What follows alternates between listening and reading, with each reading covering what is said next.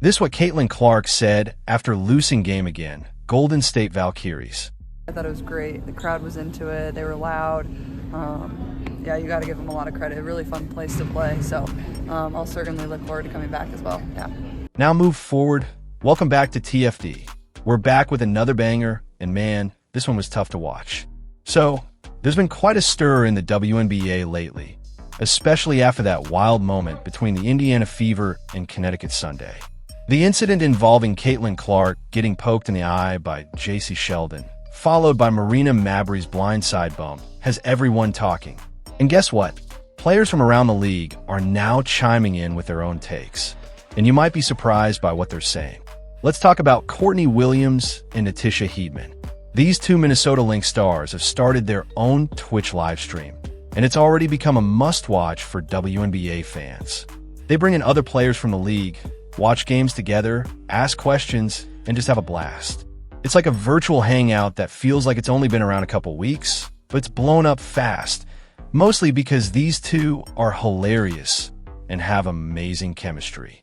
They're known for their playful banter, camaraderie, and for keeping things real. Naturally, they've been talking about the biggest stories in the league, and right now, that's all about the Fever-Sun game. Courtney, especially, has never been one to shy away from speaking her mind. She's always admired what Caitlin Clark has brought to the WNBA, no matter what drama's going on around her. And honestly, Courtney's become a fan favorite for being so genuine and always having a smile on her face. So, when they watched the clip of the eye poke and Mabrey's cheap shot, their reaction was instant. Courtney said, we would have been crashing out on our team, meaning if that happened to a Lynx player, they wouldn't have just stood there. Natisha backed her up, joking, Courtney, if somebody ever tackles you like that, you better crash out behind me, because I'm crashing out behind you. We can share the same jail cell. It's clear they've got each other's backs, no matter what. And here's the thing, Courtney and Marina Mabrey are actually friends, but that didn't stop her from calling it like she sees it. The message was loud and clear.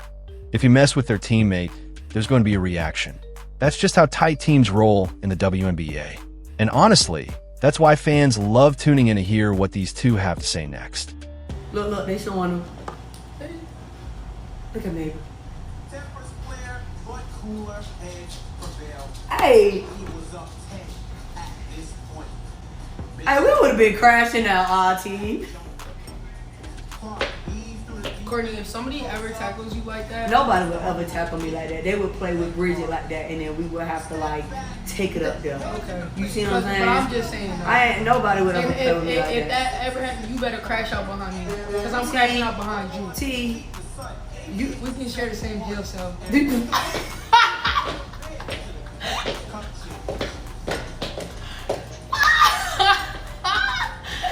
Yeah, bro. Oh my gosh, bro. Our team would crash, bro, because they would play with somebody that's like not even like it would be like they would do that to like Bridget or like, you know what I'm saying? It's like, bro, stop fucking playing with Bridget like that before we run down on some shit. Face. Walk For them down. Walk them down. So yeah, this right here, this is what enforcers do.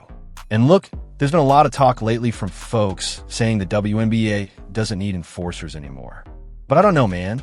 I think some of them are caught up in this reimagined version of basketball that doesn't really exist, or at least hasn't existed in the NBA or WNBA history. Because if you've been watching long enough, then you know players like Diana Taurasi have always brought that edge, that physicality, that fire. Sophie Cunningham even said herself that Taurasi took her under her wing. And just look at Sophie now. She's fiery. She's fierce. She's not afraid to get scrappy. That's not by accident. That's mentorship. And what that teaches, more than anything, is that it's okay to stand up. For yourself. For your teammates. That's loyalty. That's team unity. And you saw that energy from Courtney Williams and Natisha Hiedeman recently. That mindset of, you mess with one of us, you mess with all of us. That's what team sports are built on. Especially in something like basketball, where physical contact and intensity are baked into the game. No, it's not football-level physical, sure. But when things start to get rough and the refs don't rein it in, you better believe teammates are going to step up. And that's part of why this whole conversation around officiating has been heating up lately. It's not just missed calls. It's about respect, about fairness, and about knowing that when things get tough, your team's got your back. No questions asked. So Rebecca Lobo, she recently jumped on a podcast and talked about this whole thing herself.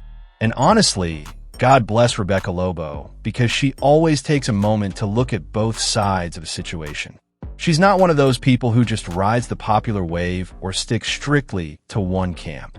And I respect that a lot. It's something I personally relate to too, especially after working in big industries or high-level marketing, where you're often navigating situations where not everything can or should be public.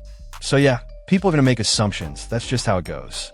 But here's what makes Rebecca different. She's been one of the few voices from that OG WNBA era who doesn't just echo the same old narrative. She's not afraid to question things or push back against what the old WNBA guard is saying, especially around everything involving the Indiana Fever, Caitlin Clark, and the way this new wave of popularity is shaking things up. We all know some of those OG voices, and we've seen their responses. Cheryl Swoops, for example, used to call games for the Dallas Wings. Not anymore.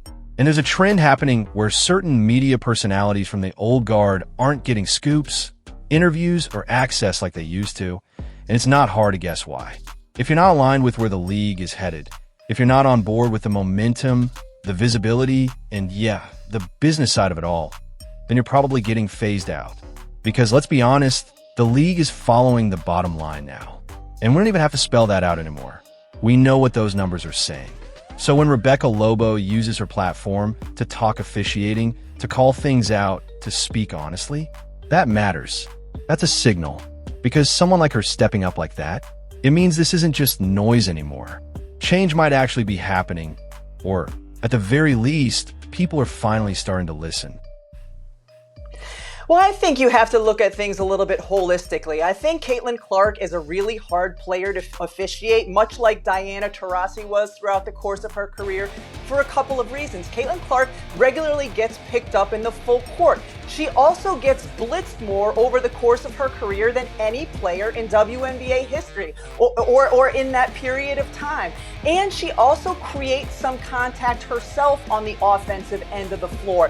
She is very difficult to officiate because of all of the contact that's happening around her all of the time. That being said, I was in contact with a number of WNBA coaches yesterday about this topic of the officiating in the WNBA, and all of them said it needs to get better, specifically the consistency, not only from one game to the next, but the consistency within a game. One coach told me, we tell our players to be as physical as they can possibly be for 40 minutes because we know for 38 of them, they're pretty much going to get away with it. So I think everybody would like to see a tighter whistle and a little bit more freedom of movement. Yeah. There's a lot of truth behind the conversation around the physicality Caitlin Clark deals with. And it's not just people being dramatic or overly sensitive. I mean, just look at it logically.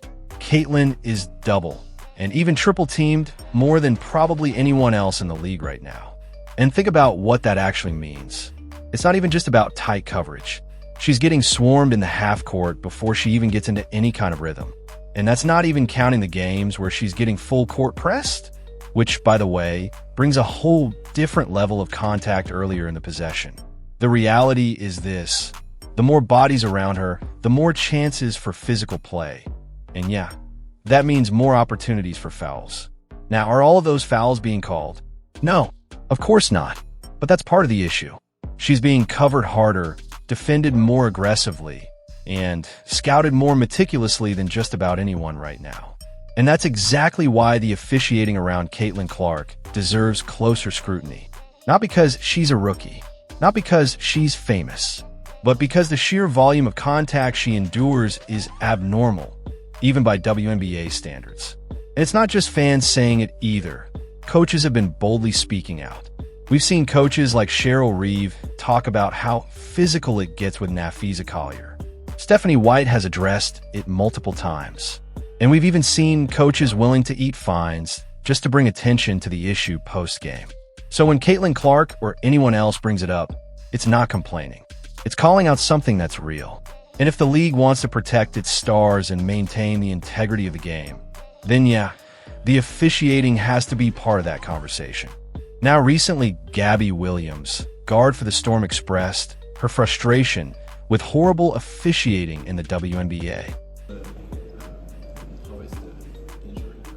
Thank you for asking. This is the second time where I'm attacking. It's very physical. I'm saying something to the ref, watch my landing space, watch physicality. I get laughed at, and it ends in my ankle getting turned. The same thing happened in Dallas, a flagrant that wasn't called. Same thing happened here. So my ankle is hanging in there, but it's starting to get very frustrating. I'm averaging less than 2 free throws a game, and I drive, like I'm physical. I'm not someone who's avoiding contact. So I just hope that the safety of players starts to become a priority versus the ego of refs. I actually remember watching that game. It was Seattle Storm versus the Dallas Wings. And there was this moment that still sticks with me. Gabby Williams went up for a jumper, and DJ Carrington closed in trying to block it. But here's the thing. Carrington landed right in Gabby's landing space. Gabby came down awkwardly, twisted her ankle, and had to walk off the court. You could tell she was in pain. And honestly, I still don't understand how that wasn't called a flagrant foul. Like, that's textbook.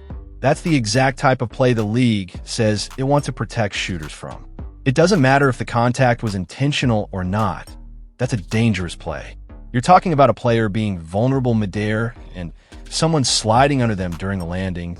We've seen careers impacted by stuff like that. So yeah, it was confusing and honestly frustrating to watch that moment happen in real time and not see it called the way it should have been. That kind of inconsistency from officials, it's a problem. And it's one the league needs to start addressing a little more seriously. You already know players are going to stand up for themselves. And Sophie Cunningham, she became a straight-up hero overnight. Like literally, her jersey sold out in every size almost instantly. That right there says way more than some online petition ever could. Speaking of which, remember that petition someone started to get her kicked out of the league? Last I checked, it had something like 129 signatures. And here's the kicker. The same person who started that petition ended up taking it down and replaced it with, no joke, a petition to take down the original petition. Total 180. And honestly, that was kind of cool to see. It shows that sometimes people actually listen and change their stance. Because Sophie, like her or not, took a stand. She said what a lot of people are thinking but are too afraid to say, especially when it comes to how the officiating has been lately. Even Coach Stephanie White spoke up on it. She said, everything in this league is evolving. The players, the pace, the physicality, so the officiating has to evolve with it. And she's right. Refereeing doesn't just affect wins and losses. It impacts player safety. It shapes the entire game. So yeah, I'm backing this movement to raise the standard. Not just for fairness, but to protect the players and make sure this league keeps rising the right way. Sophie's moment lit the match, but this conversation, it's way bigger than just one player.